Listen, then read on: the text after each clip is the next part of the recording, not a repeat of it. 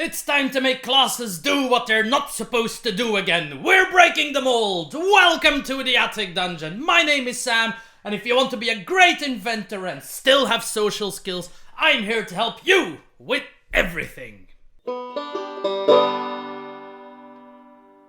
Before we get to the good bit, you have to make it through the bad bit, and that's me self-promoting. Huzzah! But anyway, thank you for watching the Attic Dungeon. If you enjoy my content but haven't subscribed yet, why have you not yet done so? God damn it, it's not that hard. Click the subscribe button, click the bell, leave a comment if you want to say something. There's so many options, use them. Ah yes, welcome back to Breaking the Mold, the series where I take a class and make them perform their least probable role in the party. Today we're looking at the Artificer, and I'm a guy who claims that the Artificer can do anything. And this is technically true, but there is one role at which he is a lot worse than any other role, and that is being the face of the party. The Artificer has next to no tools, not even in his spell list, to help him in this area. We're going to fix that today. As usual, I'm making a build all the way up to level 8. Afterwards, there's obviously room to improve, but since that's a realistic level, that's what I'm doing here. We'll start by looking at race. So I was looking for a social race, and obviously my eye fell on the Changeling. I took the new version. What does the Changeling give us? Two important things. Changeling Instincts, which gives us proficiency in 2 social skills, being Persuasion, Deception, Intimidation, or Performance. You pick 2 out of those 4. Anything will work. This is what you need because the Artificer from his own skill set gains no social skills whatsoever. So having, let's say, Persuasion and Deception from your racial would be good. You might say it's a bit superfluous to have those both, but no, because you will be lying and talking the truth at the same time with this build. Why? You're a shape changer. That is what changelings are. You can change into any type of small of medium creature, which is obviously most humanoids. So you might be impersonating a lot of people, and that is why this build is going to have a bit of a social spy vibe. So Austin Powers and James Bond move over. There's a new player in town, and he's the inventor as well. Q's taking to the field. So that's why Deception might be a good pick along with Persuasion. Obviously Performance or Intimidation are just equally valuable. That's all a matter on how you play your character. But the Changeling is going to be our race. Our ability score bonuses are going to go to Dexterity and Intelligence, by the way. We'll focus on that right now because our ability scores, point by as always, 10 Strength, 13 Dexterity, 14 Constitution, 15 Intelligence, 8 Wisdom, Schmuck Wisdom, and 12 Charisma. Obviously high Intelligence. Why 15? We're picking up a feat at level 4 that will even that out to a nice 18 by then, because obviously it's 15 plus 2 from our race plus 1 from the feat. So you'll have 18 Intelligence at level 4, and we'll round it up at 20 at level 8 because, as you know, Artificers love Intelligence. Dexterity, Constitution makes sense. I could have put Constitution higher, obviously, and maybe buffed it with a feat afterwards, but we need a Charisma. We need something in Charisma. So we start out with a 12 in Charisma. We can't really afford more. We're taking the 10 in Strength because Artificers tend to haul around a lot of gear, and we don't want to make a bag of holding this time around. We're going to have a look at background as well here, because background is always an important source of skill proficiencies as well. We're taking the courtier, background, however you pronounce that, because it gives us 2 important things. The insight skill proficiency, it's not going to be super high because we've dumped our wisdom, but it is going to grow with our proficiency bonus, and it will allow us to kind of measure the honesty or the motives of the person we're talking to. So that's never bad to have as the face of the party, and it will give you another free skill. Since we're going for this stealthy build, the spy build rather, stealth is an option here. Sleight of hand also works. Pick whatever, it's a free skill, and you have a limited range of skills, so pick it and enjoy it. That's all the basic stuff. That is level 1. What you get as an Artificer at level 1 is in no way relevant for your social game. Cantrip wise, you don't really need a damaging cantrip on this build. You're perfectly fine starting off with a bow for the first few levels. or whatever weapon you want in melee with a shield. That's all good. You do you. And then you can take message as a cantrip, because having some telepathy in social games is also really nice. And dancing lights, if you took performance, this gives you kind of, I don't know, a light juggler identity or something that you can do at least with magic to impress the people. Level 1 spells for social games are non-existent.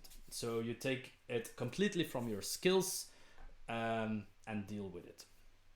Now, obviously, at level 2, you gain more stuff as an artificer. You learn how to infuse items. Again, and you're going to start to wonder, Sam, why are you doing this if none of the items are actually social? It's because it takes a few levels. But none of the infusions at level 2 are going to help you greatly with social interaction. There is this helmet that allows your eyes to glow red, but it doesn't mention that this improves your intimidation, for example. That's completely up to the DM, so you can discuss that with them. But for your first levels, up to level 4, 6, maybe, no, level 5 I think it is, you're going to be pulling your weight on your skills, and that's why you need the proficiencies, that's why you need the charisma. You will not be bad at being the party face. Obviously you're no bard, but we're trying to shoehorn classes into their worst role here, but you will be able to net some successes for your party. At the mid-range of levels, you'll do fine, you'll do amazing even in some situations. So no useful replicate items at level 2. At level 6, however, you're going to get some, and later on some more. So for now, just pick whatever you need to pimp out your combat gear, some nice utility for you or the party, as you do. Level 3 is always a bit of an odd one out with the right tool for the job. You can make tools even if you don't have them, fun. But more importantly, we get our subclass, and we are going for the armorer here. And why the armorer, you might think? Well, it allows us to fit into that spy niche a bit more, because the armor that you make, your arcane armor, has 2 modes: a guardian mode for tanky spanky melee combat, and an infiltrator mode, which negates the stealth disadvantage of whatever armor you're wearing, gives you heavy armor proficiency. So here you have a spy in plate armor with a ranged weapon that can hit up to 90 feet or 300 feet with disadvantage, so that's pretty good actually. Also, later on, it gives you access to extra infusions that you can have active, so it opens up room for socially oriented infusions. That's actually the reason. None of the other subclasses offer anything social, not even in the spell list. This one doesn't have any social spells either, but at the very least, its passives open up room in your infusion list at higher levels to insert social infusions, if it were. Level 4 makes a lot of sense here what we're doing. I already said we're picking up a skill, we're picking up the feat, and we're picking up the feat skill expert. This allows us to do 3 things. We pick up another free skill. Can be anything. I'm still going for that spy vibe, so if you don't have deception, stealth, persuasion, and sleight of hand by now, those are the 4 you're going for, and otherwise anything is open. Secondly, we get to pick up a skill in which we will gain expertise, so another nice thing to have. We're going to buff one of our social skills to something meaningful now. I took persuasion because that's how I play the game. This is going to double my proficiency bonus and make persuasion pretty damn good.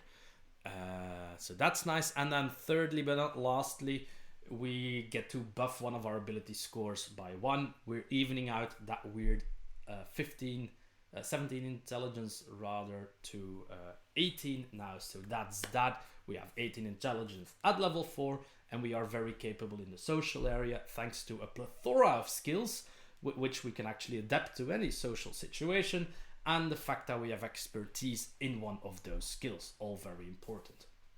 Level 5 gives you extra attack, huzzah, that's nice for when things go wrong and you have to bonk in some heads, but it also gives you level 2 spells. And here, there's actually something we can use. There's actually multiple spells we can use for our social spy interaction. First of the most important one, enhance ability.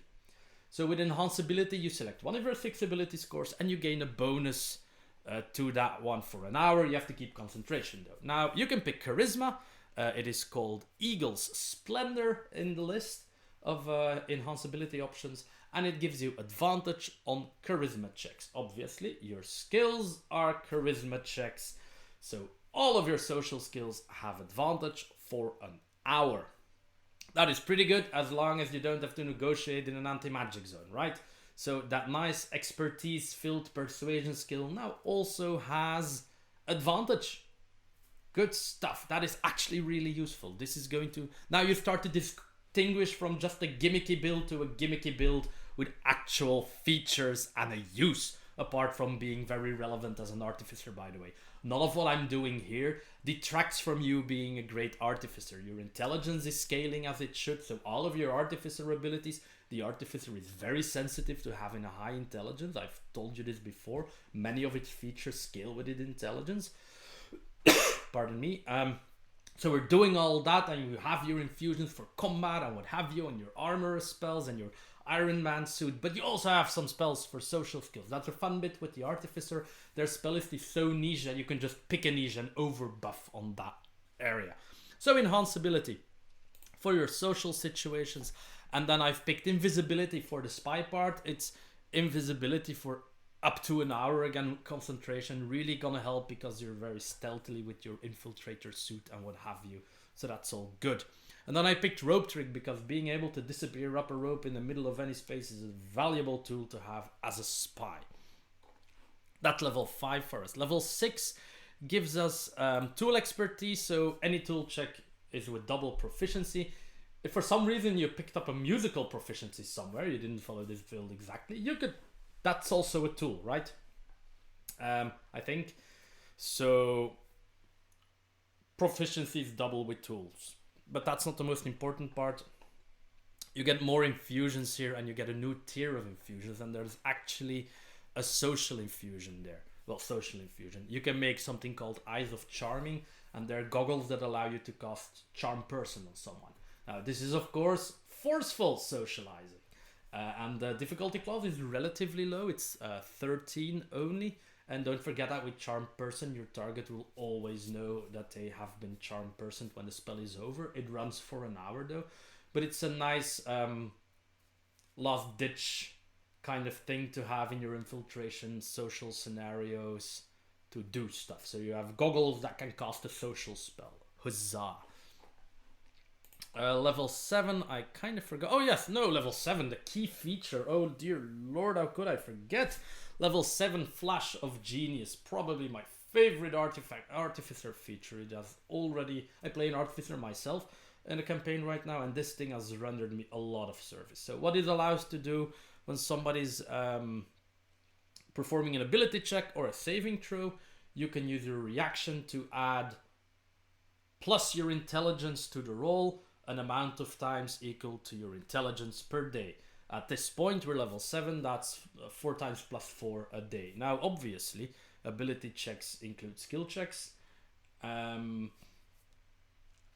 So you can pop plus 4 on any social check 4 times a day. Next level, we're pumping our intelligence to 20, no surprise there. And then you will be able to plus 5 a check 5 times a day. And depending on where you are, I would easily keep 2 or 3 of these for social situations, and use the others where you need for relevant saving throws. Because at this point, opening up the character sheet for a moment, because of where our proficiency bonus is, the +1 charisma we have, and the expertise, you have +7 in charisma, in persuasion, in my case. +7 in persuasion, which is nice.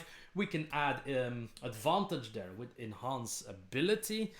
And Flash of Genius can add another +5. So that means you actually have a advantage roll with +12 to boot on any given persuasion roll, in my case, if you have a little bit of prep time to actually cast enhance ability. And that makes you Artificer quite capable at the negotiation table, because don't forget, enhance ability lasts for an hour.